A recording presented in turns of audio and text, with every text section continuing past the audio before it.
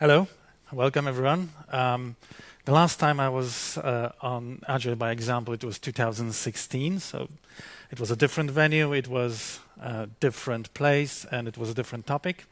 But if anyone still remembers me, welcome back. As it's been said, I'm a consultant, and I was for quite some time. And as a consultant, I have to say that since 2016, the last time I was on AgileByExample, a lot of things has changed as well. And I started to meet people who get better results at my job than I am. And it all comes down to one simple thing. Like people in marketing will tell you that it's just one simple trick that changes everything. And it does, but I'm not going to tell you it right away because then you would sneak out and go to the other speech. So you have to bear with me for a while. And bearing with me for a while, we'll start with my role and some other roles as well. I am very often in the position of an Agile coach. And sometimes I think, am I an Agile coach or maybe am I just an Agile advisor? Because it seems like a lot of what I do is sit on such meetings and just talk and talk and talk with other people, and nothing really changes. Sometimes it does, sometimes the change happens, but very often it does not. So if you ever feel like you're doing the same, that's the talk for you. Because I would like to share with you one story about one person who could do more than just talk. And that person did more than just talk and got, as I said, better results than I did in that company. So let's start the story with setting up the stage. Imagine your favorite big corporation in an inflexible, non-agile, very rigid industry. You think government agencies, think banking, think insurance, things like that. We all love those, right? And a person that I'm going to describe shall remain anonymous. I'm not going to disclose who she is, but I can tell you she was a program manager in the company I just described. And I'm not necessarily saying she's a she, but let's assume she's a woman, because that will allow me to use in a professional context the phrase, "that's what she said." For example, let's just have that one meeting and see if we need to make it a recurring event. That's what she said. And we just had the one meeting, and it turns out it was pointless, and we never did it again. She said, it doesn't have to be perfect. Let's just make sure it happens, right? So done is better than perfect. Clearly an Agile mindset, right? And that's what we did. Is this meeting still fulfilling its purpose? Are we just duplicating the other status meetings that we have? That's what she said. And then she canceled that meeting. And then she freed up 1.5 hours from everyone's calendar with just one simple click. I'd like to remind you that most Agile coaches are adding to people's calendars, and Scrum Masters are adding to people's calendars new meetings, new events. She did exactly the opposite. And again, this is a good one. We can spend a couple of more months debating how to do it, or we can just go with what we have and get it done next month. So as a manager, as a program manager, she clearly had the Agile mindset. She clearly was doing the right thing, and she didn't use any of the buzzwords. She didn't say anything about Agile. She didn't say anything about Scrum, iterative development, continuous improvement, all that. Those words never were spoken. That's not what she said, basically.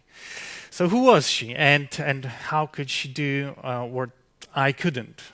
She was a program manager. She was responsible for dozens of projects. Yes, projects, not products.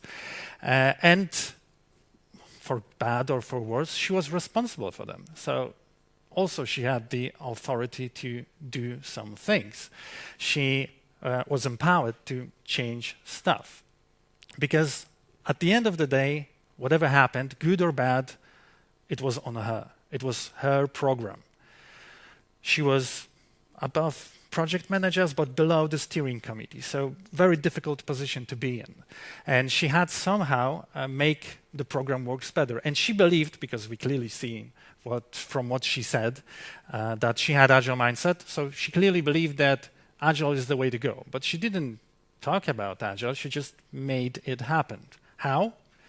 Well, I already told you how. It's just one simple word: authority.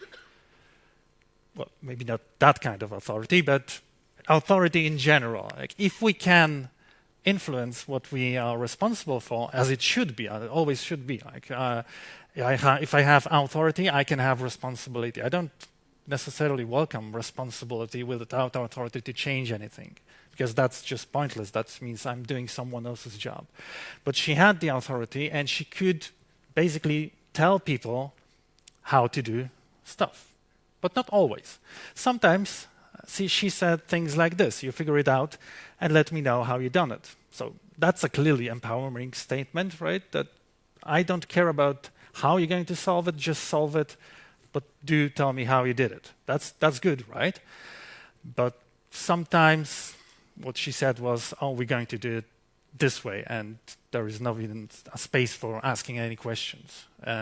You might say, this is not Agile, right? But you have to understand that if you're responsible for something, if you have the authority to change, and if you want things to be good, sometimes there is no time to ask 100 people to come up with a solution if you already know what the solution is going to be. Sometimes you have to just state how we're going to do things. So the question is, because the theme of this is program manager is better Agile coach, well, why can't the Agile coaches do it this way? Well, obviously because most of the Agile coaches are just consultants, and the only thing they can do is talk, and talk. Which reminds me, do you know that the original name for Pac-Man was Puckman, P-U-C-K? You might think it's because it looks like a yellow hockey puck, but in reality it comes from the Japanese phrase paku paku, which means to flap your mouth, open and closed. They changed it in the US because Pac-Man is a little bit too easy to vandalize. You can scratch the P, turn it into an F, or whatever.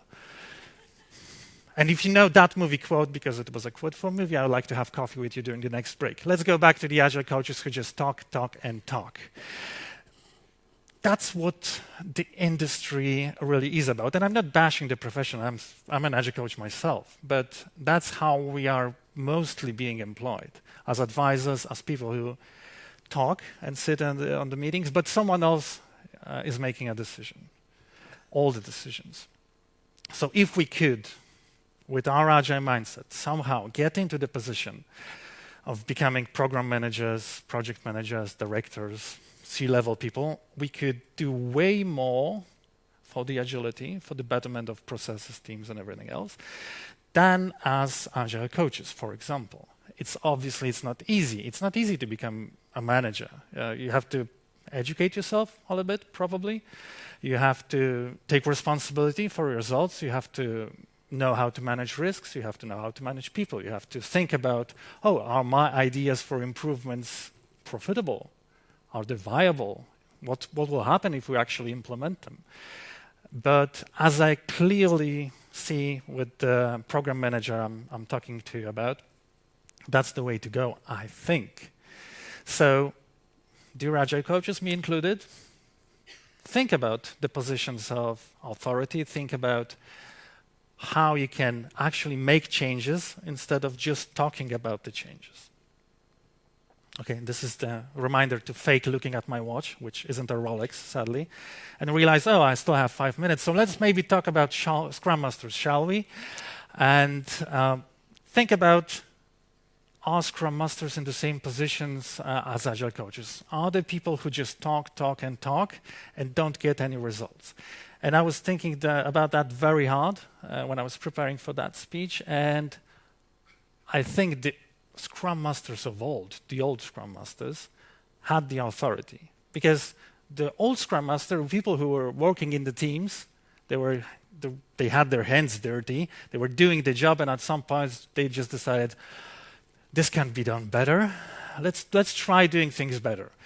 And they did. And they proposed stuff and they figured out stuff with people from their teams because they had authority. Everyone respected them because they knew what they were doing.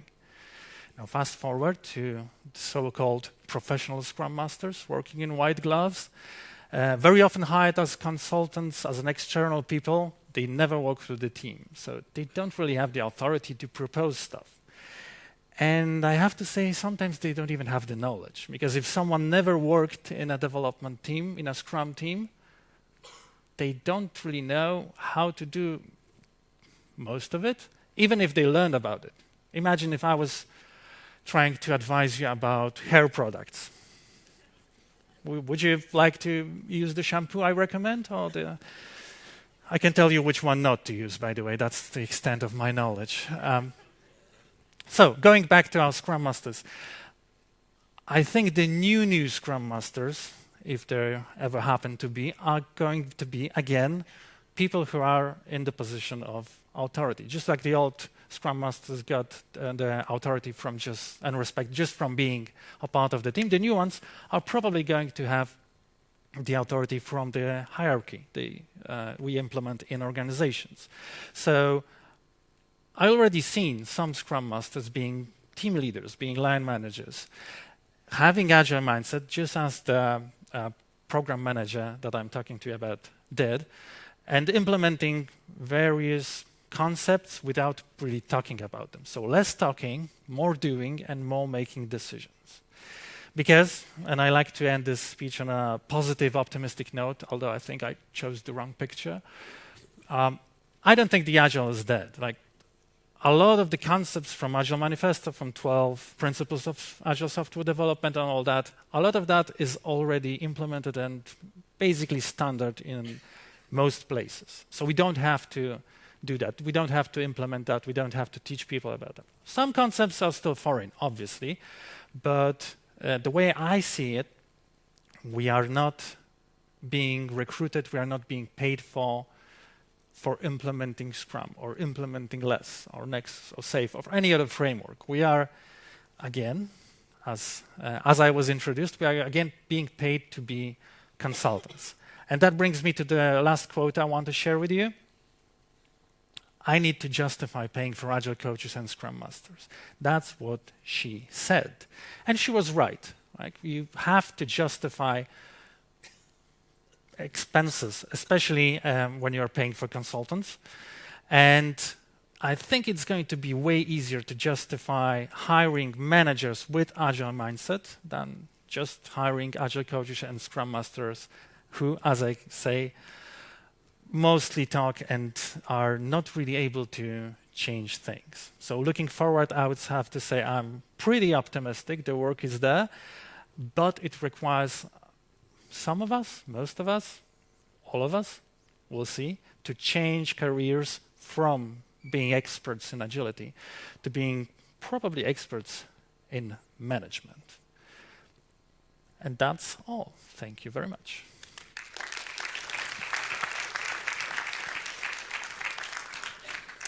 Thank you. Another influx of questions. So let's start with two, because the third one you accidentally answered. That was a question about, is Agile dead? Yes. Yeah. But let's go to the, should your next Scrum Master be your manager? Should. Should he or she? I would flip the question. Should your next manager be your Scrum Master? I really think the way to go forward is to start filtering people for their Agile mindset. So if I was recruiting someone, if I was hiring managers, I will grill them, I will ask a lot of questions about them to figure out if they have Agile mindset or not. It's going to do way more for agility than hiring a Scrum Master. That's what I would do.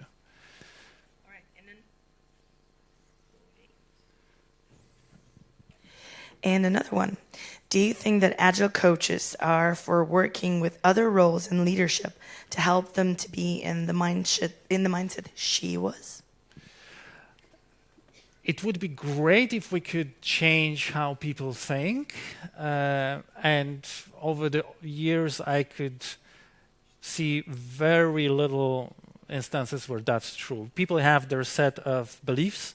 And if I believe that there is no point in making a plan for a 3-year plan, that's what I believe. If a manager believes, oh, you need to tell me what we're going to work on in 5 years and how many people do you need, like in 2029, that's his belief. We could try, but I don't think that's the way. The way paved by unnamed program manager is, I think, way easier and more fruitful. The results are just better. Let's start doing things. Let's forget about changing minds. Let's start doing things. And if we can, actually, if we are in a position where we can steer how people are working, the mindset, the results will follow. So I believe nowadays, I believe the doing comes first. So but that's just me. All right, thanks so much.